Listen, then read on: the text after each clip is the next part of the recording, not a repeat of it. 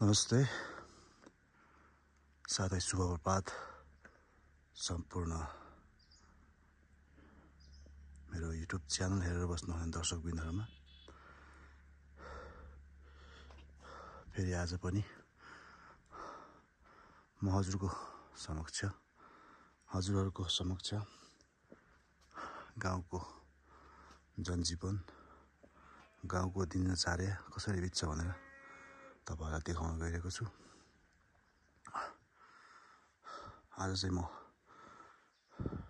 स्याउको बारीमा मलको लागि चाहिँ यहाँ मेरो कोठमा आएको छु र यो कोठबाट मलहरु बारीमा लगेर जम्मा गरिन्छ र हिउँदो याममा तपाईको अब 1-2 महिनापछि स्याउको बोटहरुमा र खेतहरुमा मल हाल्ने काम गरिन्छ। यो चाहिँ बाख्राको मल हो र यो मललाई चाहिँ म अब डोकोमा हालेर अनि खेतमा लगेर जम्मा गर्ने गर्दछु।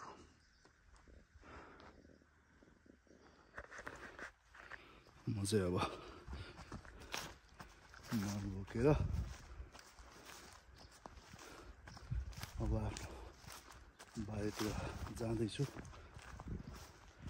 अनि यो मल चाहिँ अब स्याउहरु टिपिसकेपछि यो फापरहरुको बाली थन्काइसकेपछि मलहरु खेतमा ओसार्ने गरिन्छ।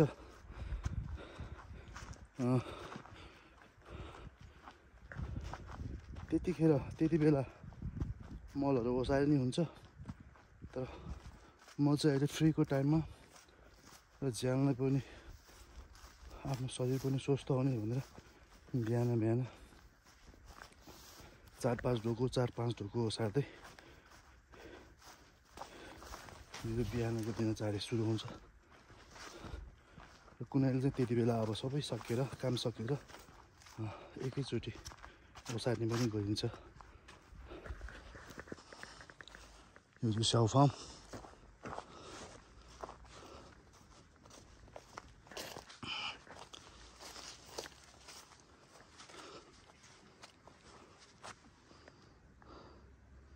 त्यो हाम्रो गाउँको छेर्तेन जाङजुप छेर्तेन भनिन्छ त्यसलाई।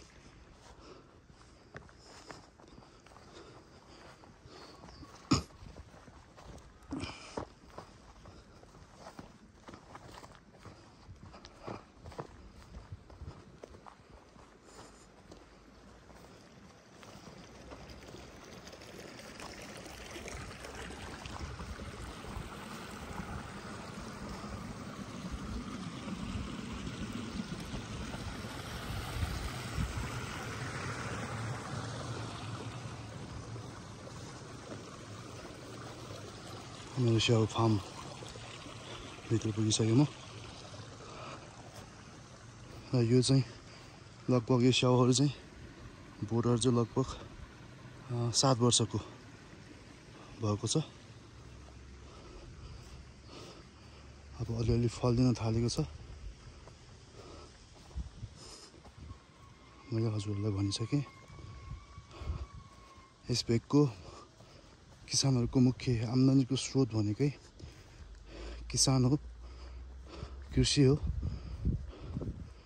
र कृषिमा पनि अलि बढी आम्दानी हुने र अलि बढी पैसा आउने बाली भनेकै स्याउ हो। त्यस्तै बाख्रा च्याङ्ग्रा पालन पनि हो। त्यसबाट चाहिँ किसानहरूले मन्दकी रुपियाँ आम्दानी गर्छ। अब यो चाहिँ मलको खाँद यहाँ जम्मा गरिन्छ। यहाँ जम्मा गरिसकेपछि अब यो स्याउहरुको बोटलाई यसरी खनाइन्छ। यहाँ जम्मा गरिसकेपछि यो स्याउहरु सबै टिपिसकेपछि र यहाँ तपाईको यहाँ यो स्याउहरु सबैलाई गोडमेल गर्छ। गोडमेल गरिसकेपछि अनि गोडमेल सँगसँगै यो मलहरु हाल्ने गरिन्छ। यो बाख्राको मललाई एकदम राम्रो मानिन्छ। सबै किसिमको तत्त्वहरू मिसिएको पाइन्छ यस बाख्राको मलमा।